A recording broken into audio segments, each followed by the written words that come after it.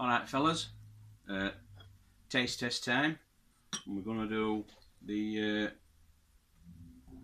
American IPA that we brewed up, I don't know, is it a month ago? Quick taste test and final thoughts. Now I've just changed my gas over and I've just had to mess about with kegs, pressurising them again, and I've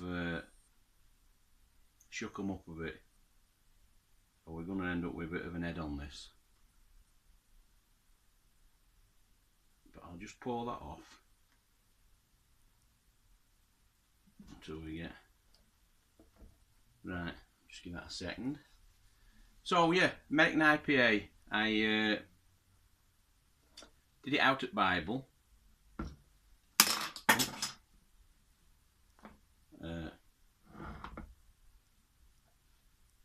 There we have it.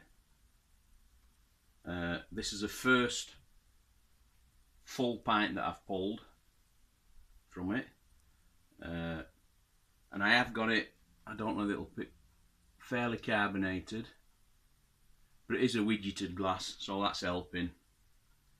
Got my serving pressure at 9/10 psi,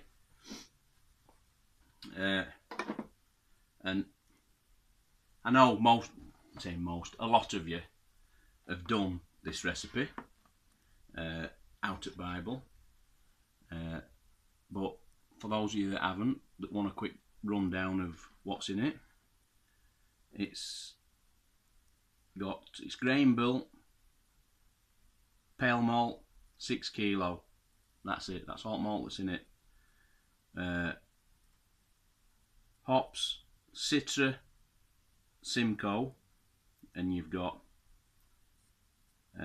start at boil, 29 grams of Citra, last 10 minutes at boil, 15 grams of Citra, 15 grams of Simcoe, and at turn off or flame out, you've got 44 grams each of Citra and Simcoe again. So there's a fair few hops in there, and it came out at 6.1. Book 6.2. Round my figures up, I'm 6.1, just over 6. So that's what's in it, and it smells beautiful. And that was for a 23 litre batch.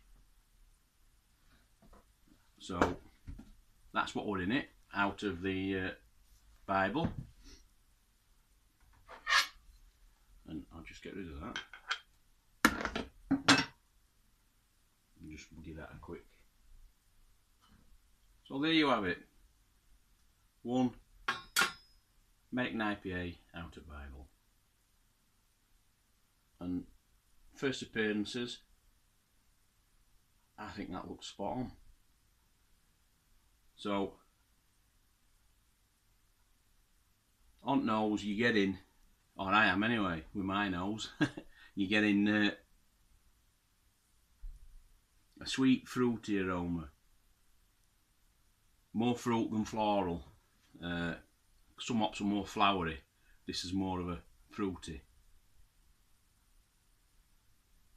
I think that might be Simcoe coming through more than Citra. I think the Citra is more, according to that recipe, your Citra is more your bittering.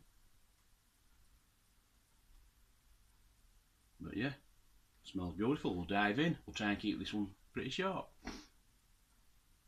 Cheers everybody.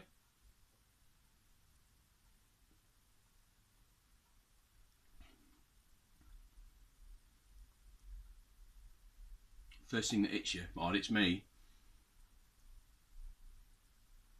there's a bitterness, a good strong bitterness, not overpowering bitterness. I mean, don't know if it tells you in the book what IBU should be. There's a good strong bittering, and I like that in I like it in pale ales and I like it in IPAs. A good strong bittering. 55 IBU, so it's not mega, but it's nice. It goes well for this type of beer.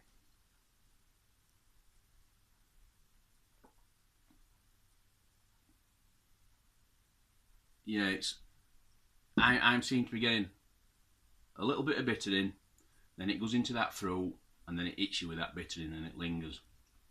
And it lingers at back at tongue. Not in sides, just back at tongue.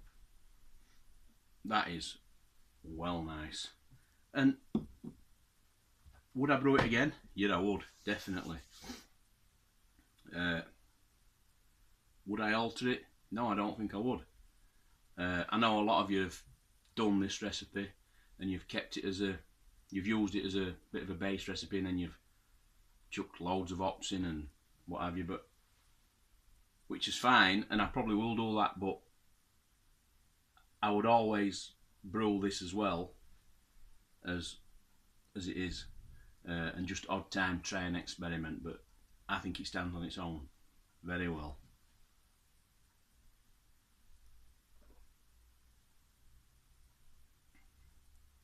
And I think I've got that carbonation just right. Because I find on my taps, when it's been sat a few days and I've not had a drink, first one that I pour, it tends to just give it must just build up at pressure in keg, and that first 2 seconds at pour, it just gives a bit of a splurge of head out, bit of foam, and then it settles down into a pour. If I did another pint now of this, it'd pour probably spot on. But we're only having one tonight. We're trying to save these two for weekend, for wife's do. So, American IPA, out at Bible, highly recommend it. It's a spot on beer, and at the minute I'm really into my IPAs and pale ales, so I can't fault this.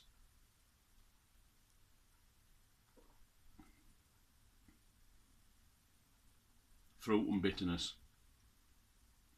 It's not a fruit bowl, you're not getting masses and masses, but there's enough. It's well balanced. Lovely creamy head. That is spot on. Cheers everybody, catch you next time.